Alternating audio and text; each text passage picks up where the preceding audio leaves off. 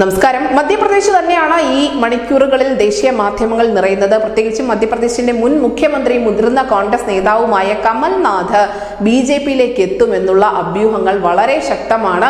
ഇതിനോടകം തന്നെ സംസ്ഥാനത്തിന്റെ മുഖ്യമന്ത്രിയായ മോഹൻ യാദവ് ആരൊക്കെയാണ് മധ്യപ്രദേശിൽ നിന്നും ബി.ജെ.പി പാളയത്തിലേക്ക് ചേക്കേറാൻ സാധ്യതയുള്ളവർ എന്ന ഒരു ലിസ്റ്റ് ബി.ജെ.പിയുടെ ദേശീയ അധ്യക്ഷൻ ജെ.പി നദ്ദയെയും ആഭ്യന്തരമന്ത്രി അമിത്ഷായെയും ഏൽപ്പിച്ചിരുന്നു. ഈ ലിസ്റ്റിൽ കമൽനാഥിന്റെയും മകന്റെയും പേരുണ്ട് എന്ന് തന്നെയാണ് ദേശീയ മാധ്യമങ്ങൾ റിപ്പോർട്ട് ചെയ്യുന്നത്. തീർച്ചയായും മധ്യപ്രദേശിൽ കോൺഗ്രസിന് ഏറ്റവും ഒരു തിരിച്ചടിയുണ്ട് കഴിഞ്ഞ നിയമസഭാ തെരഞ്ഞെടുപ്പിൽ. അതിനുശേഷം കമൽനാഥിന് നേർക്ക് വലിയ രീതിയിലുള്ള ആരോപണങ്ങൾ അല്ലെങ്കിൽ ഈ പരാജയത്തിന്റെ മുഴുവൻ പഴിയും ഏറ്റെടുക്കേണ്ടി വന്നത് കമൽനാഥ് തന്നെയായിരുന്നു. തീർച്ചയായും മധ്യപ്രദേശിൽ വരും ദിവസങ്ങളിൽ ഉണ്ടാകാൻ പോകുന്ന രാഷ്ട്രീയ നീക്കങ്ങൾ വളരെ ശക്തമായതായിരിക്കും. അദ്ദേഹം എന്തുകൊണ്ട് ഇപ്പോൾ ബി.ജെ.പിയിലേക്ക് എത്തുന്നു, പ്രത്യേകിച്ചും കോൺഗ്രസ് തഴഞ്ഞിട്ടിരിക്കുന്ന ഒരു നേതാവ് ബി.ജെ.പിയിലേക്ക് എത്തുമ്പോൾ എന്താണ് അവിടെ അധികമായി സംഭവിക്കാൻ പോകുന്നത്, അല്ലെങ്കിൽ ബി.ജെ.പിക്ക് എന്ത് നേട്ടമാണ് ഇതുകൊണ്ട് ഉണ്ടാകാൻ പോകുന്നത് എന്ന തരത്തിലുള്ള ചോദ്യങ്ങൾ ഒരുപാട് കോണിൽ നിന്നും ഉയർന്നു വരുന്നുണ്ട്. ഇതിന് മറ്റൊരു രാഷ്ട്രീയ വശം കൂടിയുണ്ട്. നമുക്കറിയാം, ഇതേ മധ്യപ്രദേശിൽ തന്നെയാണ് കോൺഗ്രസിന്റെ നട്ടലൊടിച്ചുകൊണ്ട് അവരുടെ യുവ നേതാവായ ജ്യോതിരാദിത്യ സിന്ധ്യ ബി.ജെ.പിയിലേക്ക് വന്നതും പിന്നീട് അദ്ദേഹം ഇപ്പോൾ കേന്ദ്രമന്ത്രി പദം അലങ്കരിച്ചിരിക്കുന്നതും. ഈ മധ്യപ്രദേശിൽ ഏറ്റവും വലിയ പ്രശ്നം അത് കോൺഗ്രസ് നേരിട്ടിരുന്നത് എന്തെന്ന് ചോദിച്ചാൽ ഈ കമൽനാഥും ജ്യോതിരാദിത്യ സിന്ധ്യയും തമ്മിലുള്ള ഒരു അധികാര വടംവലിയായിരുന്നു. രാജസ്ഥാനിൽ ഗലോട്ടും സച്ചിൻ പൈലറ്റും എങ്ങനെയാണോ ഇപ്പോൾ കൊമ്പ് കോർത്തിരിക്കുന്നത്, അതേ തരത്തിൽ തന്നെയായിരുന്നു ഏതാനും നാളുകൾക്ക് മുൻപ് വരെ കമൽനാഥും സിന്ധ്യയും ഉണ്ടായിരുന്നത്.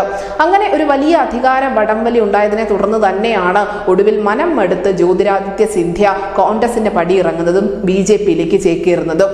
നിലവിൽ ഇതേ കമൽനാഥ് കൂടി ബി.ജെ.പി പാളയത്തിലേക്ക് എത്തുകയാണ്. തീർച്ചയായും ജ്യോതിരാദിത്യ സിന്ധ്യ കേന്ദ്രമന്ത്രി പദത്തിൽ തൃപ്തനല്ല എന്ന് നമ്മൾ മനസ്സിലാക്കേണ്ടതുണ്ട്. അദ്ദേഹത്തിന് എപ്പോഴും സംസ്ഥാന രാഷ്ട്രീയത്തോട് തന്നെയാണ് താല്പര്യം.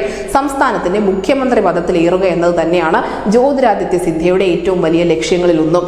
അതുകൊണ്ട് തന്നെ കമൽനാഥ് ബി.ജെ.പി പാളയത്തിലേക്ക് എത്തിയ സ്ഥിതിക്ക് ഇനി മധ്യപ്രദേശിന്റെ മുഖ്യമന്ത്രി പദത്തിലേക്ക് ജ്യോതിരാദിത്യ സിന്ധ്യ വന്നാലും അതിൽ ഞെട്ടാനൊന്നുമില്ല. കാരണം ഇവിടെ കമൽനാഥിന് അത്ര അധികം ശബ്ദം ഉണ്ടാവില്ല. പ്രത്യേകിച്ചും ബി.ജെ.പി പാളയത്തിലേക്ക് എത്തുമ്പോൾ അവരൊരു MP സീറ്റ് നൽകുന്നു, അല്ലെങ്കിൽ അവരുടെ ഈ കമൽനാഥിന്റെ മകന് കേന്ദ്രമന്ത്രി പദം ഉൾപ്പെടെ നൽകുന്നു.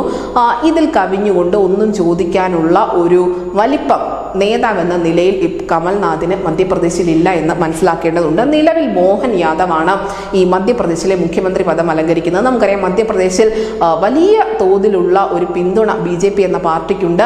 അത് കഴിഞ്ഞ നിയമസഭാ തെരഞ്ഞെടുപ്പിൽ നമ്മൾ കണ്ടതുമാണ്. പ്രത്യേകിച്ചും മധ്യപ്രദേശിന്റെ മുൻ മുഖ്യമന്ത്രിയായിരുന്ന ശിവരാജ് സിംഗ് ചൗഹാൻ ബി.ജെ.പിക്ക് ഉണ്ടാക്കി കൊടുത്ത നേട്ടങ്ങൾ ചെറുതായിരുന്നില്ല.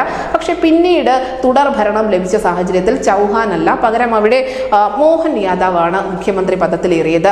ഈ കമൽനാഥ് എന്ന നേതാവ് ബ്രാഹ്മണ സമുദായത്തിൽ നിന്ന് വരുന്ന ഒരു നേതാവാണ്. അതുകൊണ്ട് തന്നെ അദ്ദേഹത്തിന് ഇനി സംസ്ഥാന രാഷ്ട്രീയത്തിൽ വലിയ തിളക്കമുള്ള പദവിയൊന്നും തന്നെ ബി.ജെ.പി നൽകുമെന്ന് വിചാരിക്കാൻ സാധിക്കില്ല. അതേസമയം തന്നെ ജ്യോതിരാദിത്യ സിന്ധ്യ തിരികെ വരാനുള്ള സാധ്യതയുണ്ട്. കാരണം അദ്ദേഹം രജപുത് സമുദായത്തിൽ നിന്നുള്ള ആളാണ്.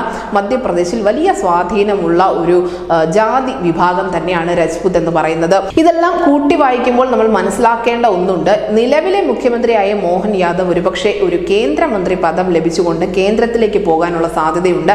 അതേസമയം തന്നെ ഇപ്പോൾ കേന്ദ്രമന്ത്രി പദം അലങ്കരിച്ചിരിക്കുന്ന ജ്യോതിരാദിത്യ സിന്ധ്യ തിരികെ തന്റെ തട്ടകമായ മധ്യപ്രദേശിലേക്ക് എത്താനുള്ള എല്ലാ സാധ്യതയുമുണ്ട്. അങ്ങനെ ജ്യോതിരാദിത്യ സിന്ധ്യ കോൺഗ്രസ് വിട്ടു പോയതും ഇപ്പോൾ കമൽനാഥ് കോൺഗ്രസിൽ നിന്നും ബി.ജെ.പിയിലേക്ക് വന്നതുമൊന്നും യാദൃശ്ചികമല്ല. മറിച്ച് അവിടെയെല്ലാം കൃത്യമായ ഒരു രാഷ്ട്രീയ തിരക്കഥ ബി.ജെ.പി രചിച്ചിട്ടുണ്ട് എന്ന് തന്നെ വേണം മനസ്സിലാക്കാൻ. അതിന്റെ ഭാഗമായി തന്നെയാണ് ജാതി സമവാക്യങ്ങൾക്ക് ഏറെ പ്രാധാന്യമുള്ള മധ്യപ്രദേശിൽ എല്ലാ വിഭാഗങ്ങളെയും തൃപ്തിപ്പെടുത്തിക്കൊണ്ട് തന്നെ ബി.ജെ.പി മുന്നോട്ട് പോകുന്നത്. ഇത് മാത്രമല്ല, ബി.ജെ.പി ഭരിക്കുന്ന സംസ്ഥാനങ്ങളിലെല്ലാം തന്നെ 11ഓളം സംസ്ഥാനങ്ങളിൽ അവിടുത്തെ മുഖ്യമന്ത്രി പദത്തിലുള്ളത് 60 വയസ്സിന് താഴെയുള്ള ആളുകളാണ്.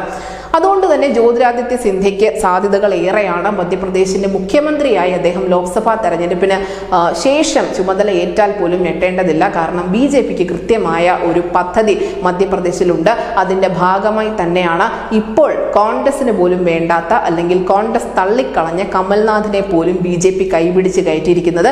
ഇതിന് പിന്നിൽ കൃത്യമായ രാഷ്ട്രീയമുണ്ട്. ഒരു നേതാവ് വരുമ്പോൾ ആ നേതാവ് മാത്രമല്ല, മറിച്ച് അദ്ദേഹത്തിനൊപ്പമുള്ള മറ്റ് രണ്ടാം നിരയിലുള്ള നേതാക്കളും അണികളും എല്ലാം കൂടെ ഇറങ്ങിപ്പോരും. അങ്ങനെ ഒരു വലിയ രാഷ്ട്രീയ മുന്നേറ്റം തന്നെയാണ് ലോക്സഭാ തെരഞ്ഞെടുപ്പിന് മുൻപ് BJP പ്രതീക്ഷിക്കുന്നത്. അതിനുശേഷം വരുന്നതാവട്ടെ സംസ്ഥാന രാഷ്ട്രീയത്തിലും വലിയ രീതിയിലുള്ള ഒരു ഇടപെടലായിരിക്കും. അല്ലെങ്കിൽ സംസ്ഥാന രാഷ്ട്രീയം ഇപ്പോൾ പോകുന്ന നിലയിലാവില്ല ഇനി ലോക്സഭാ തെരഞ്ഞെടുപ്പിന് ശേഷം മുന്നോട്ട് പോകാൻ പോകുന്നത്. പ്രത്യേകിച്ചും ജ്യോതിരാദിത്യ സിന്ധ്യ കേന്ദ്രമന്ത്രി എന്ന പദവിയിൽ മാത്രം ഒതുങ്ങി നിൽക്കില്ല. അദ്ദേഹം തീർച്ചയായും സംസ്ഥാനത്തിന്റെ അധികാര തലപ്പത്തേക്ക് എത്തും എന്ന് തന്നെ വേണം കരുതാൻ. News desk news India Malayalam.